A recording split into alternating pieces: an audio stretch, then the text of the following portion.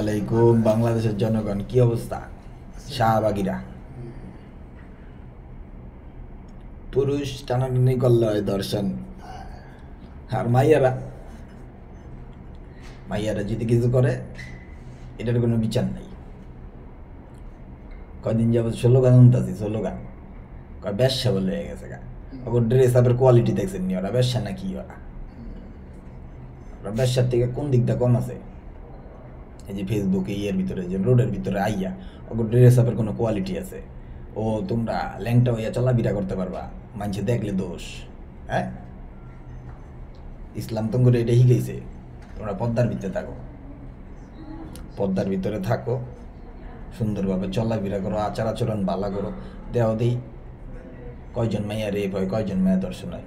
আসলে দর্শন আর রেপ তো মনে করো যে ওই যে তোমরা হইতাছো না, হইতাছে কারা জানো?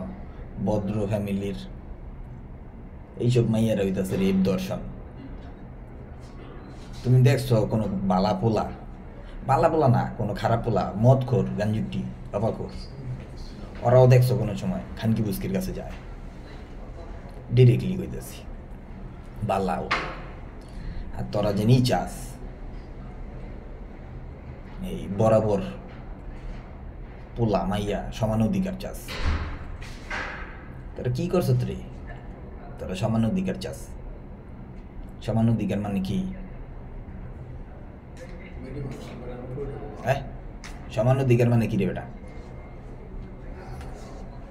তো ঘরে বানাইছে, ঘরের ভিতরে খুন্তি লালনের লেগে তোরা খুন্তি লার,